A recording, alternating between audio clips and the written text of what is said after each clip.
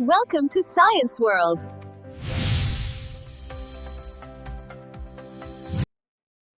السلام عليكم ورحمة الله وبركاته. ازيكم حبايبي أبطال جريد 4؟ معاكم مصطفى. هنحل إن شاء الله النهاردة مع بعض lesson 4 concept 4.1. يلا بينا نبدأ بسم الله. Number 1. Moving of sediments from a place to another represents a space process.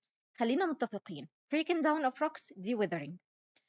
Movement of sediments from place to another أو transporting sediments إن احنا ننقل السيدمنتس أو السيدمنتس تنتقل من مكان لمكان دي erosion. Lying down sediments أو settled أو dropping دي deposition. فهنا بيقول لي moving of sediments from a place to another represents مين بقى؟ برافو عليكم erosion. Number 2. A gentle wind may carry sand for a space distance but the hurricanes can carry sand for a space distance. طبعا الجنتل wind دي الرياح الخفيفة فبتقدر تشيل الرمل لمسافات قصيرة. يبقى الجنتل wind may carry sand for a short distance. but الهوريكانز بقى الأعاصير دي بتبقى strong wind قوية جدا فبتشيل الساند grains لأماكن بعيدة ولمسافات طويلة. يبقى كده عندنا الإجابة short و longer. يبقى letter D. Number 3. A space is formed where rivers meet a sea. لما الريفر بيقابل sea أو بيقابل أي larger water body بيكون لي دلتا. Number 4. Which of the following arrangements is correct about reshaping Earth? reshaping Earth's surface دي السبب فيها أصلا ال 3 main process اللي احنا اتكلمنا فيهم في الكونسبت ده. Weathering, erosion, deposition بالترتيب. Weathering, erosion, deposition. يبقى عندنا letter D. Number 5. Each of the following plays a role in erosion process except الفاكتورز اللي بتتسبب في الايروجن أنا عندي 3 factors water, wind, gravity. فهو هنا بيقول لي each of the following plays a role in the erosion process except طبعا الويند بتعمل erosion والووتر بتعمل erosion والجرافيتي كمان لأن دي ال 3 factors بتاعت الايروجن أصلا لكن السانلايت لأ. A gentle wind can carry space for a short distance. طبعا بتشيل ايه؟ الساند grains لأن هي أساسا رياح خفيفة فبتشيل الساند grains. Pulling sand away from beaches by sea waves is considered as an example of pulling sand away يعني الساند هو الرمل هيتحرك طالما هيتحرك من مكانه لمكان تاني تبقى دي erosion على طول. Number 8. Pulling down broken weathered rocks at mountain sides occurs by the effect of طالما حاجة هتقع من مكان مرتفع لمكان منخفض يبقى ده اوتوماتيك بدون تفكير بسبب الجرافيتي. طبعا دي erosion. Number 9. When a river that carries sediments meet a sea, space is formed. احنا لسه قايلين لما الريفر بيقابل larger water body زي السي بتكون دلتا. يبقى والدلتا دي شكلها عامل ازاي؟ شبه المثلث. يبقى الإجابة a triangle shaped delta. Letter B.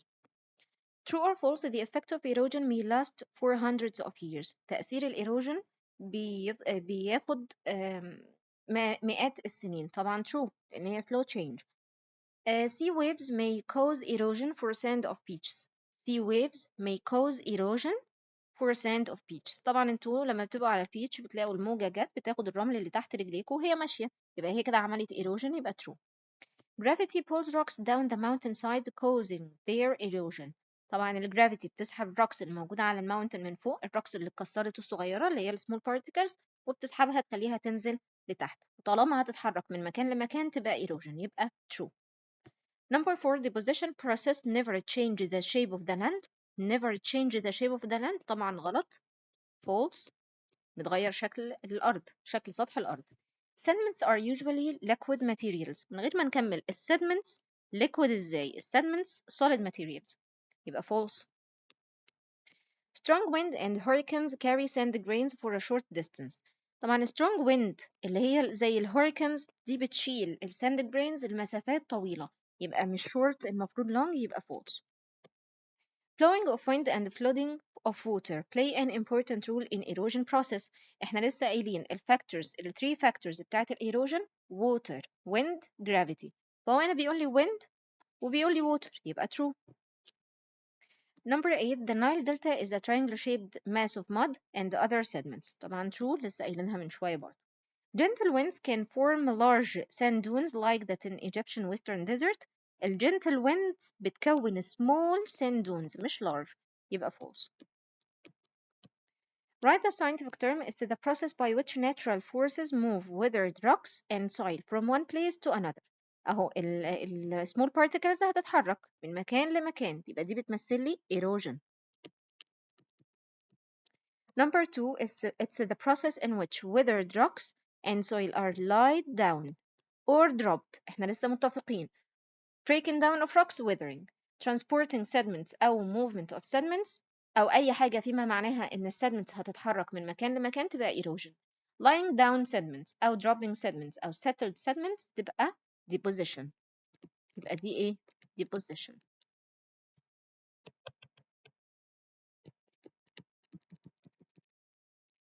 Number three, a fan-shaped mass of sediments that is formed where a river enters a larger water body زي السيز. دي مين بقى؟ delta. Number four, a hill of sand created by the wind. تجمعات من الساند ومجموعة من الرمل بتتكون بسبب الرياح، يبقى دي مين؟ sand dunes. sand dune. Number five, they are small solid materials such as sand, soil, and small rocks that carried by water to another place. small solid materials دي المقصود بيها مين؟ sediments.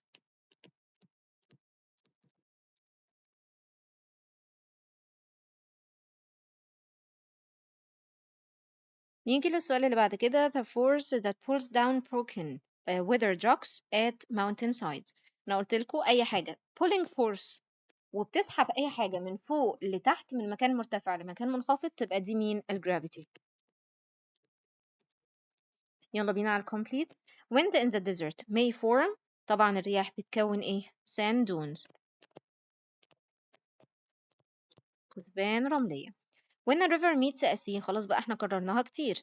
لما النهر بيقابل البحر ايه اللي بيتكون؟ دلتا. erosion by space pulling small rocks down a mountain side. لسه قايلين حاجة قوة اللي بتسحب pulling force اللي بتسحب sediments أو اللي بتسحب small particles من مكان مرتفع لمكان منخفض دي اسمها ايه؟ gravity. The reshaping of Earth's surface starts by. طبعا هي احنا لسه قايلين البروسيس بالترتيب weathering, erosion, deposition. يبقى البداية weathering followed by erosion process and then بتنتهي بمين بقى؟ deposition. يلا بينا على السؤال اللي بعد كده. wind, space and gravity are natural factors that control erosion. الفاكتورز بتاعت erosion احنا قلنا wind, water, gravity. Sand grains fall on the ground when the space carrying it stops. طبعا sand grains مين اللي بيشيل sand grains أو مين اللي بيحرك الرمل؟ الwind. Sediments are moved by the effect of space and space then settles on the surface of land or the bottom of water. Sediments moved by the effect of wind and water. Flowing of a strong space in the desert may form large sand dunes. Large sand dunes يبقى strong wind. Strong wind and hurricanes carry. طبعا بتعمل carrying لمين؟ للsand grains. Sand grains. Gentle winds can form small. strong wind بتكون large sand dunes. يبقى gentle wind بتكون ايه؟ small sand dunes. يلا بينا على give reason for.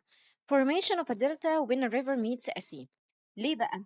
لأن الريفر لما بيقابل السي بتبدأ السبيد بتاعته تبطأ بالتدريج لحد ما بيقف، فهيبدأ هيعمل إيه في السيدمنتس اللي هو شايلها؟ كلها هتبدأ تسقط وتقع منه، بيعمل لها dropping أو settled إنها بتترسب فبتكون لي الدلتا. يبقى because the sediments are deposited at the end of the river بتترسب في نهاية النهر لما بيقابل البحر. Formation of small sand dunes on a beach. طبعا دي هي small sand dunes بتتكون بسبب ال weak winds يبقى because they are formed by the effect of weak winds. أختها بقى formation of large sand dunes at western desert in Egypt نفس الإجابة بس بدل weak wind هنقول strong winds يبقى because they are formed by the effect of strong winds. What happens when a river carries sediments meet a sea؟ إيه اللي بيحصل بقى؟ لما الريفر يقابل السي بيتكون دلتا يبقى دلتا may be formed. What is meant by erosion? erosion it's a process in which إيه بقى اللي بيحصل فيها؟ The sediments of sand, soil and rocks are moved to other places by mean wind, water وgravity اللي هي الفاكتورز بتاعتها. طيب deposition it's a process of lying down of sediments after their erosion. وبالمناسبة لو ما حصلش erosion مش هيحصل deposition، ولو ما حصلش weathering مش هتحصل erosion. يعني ال 3 process دول معتمدين على بعض. دلتا، طبعا الدلتا it's a fan shaped mass of mud and other sediments that forms امتى بقى؟ where a river enter a large body of water. وبكده نكون خلصنا أسئلة lesson 4 concept 4.1. يا رب تكونوا استفدتوا من الفيديو. لو استفدتوا من الفيديو يا ريت تشتركوا في القناة وتفعلوا الجرس عشان توصلكوا الفيديوهات أول بأول. ولو في أي حد عنده سؤال اكتبوا لي في الكومنتس وأنا هرد عليكم إن شاء الله. أشوفكم الفيديو الجاي بإذن الله. السلام عليكم ورحمة الله وبركاته. Don't forget to like, share with your friends, and subscribe for more science fun. See you in the next lesson!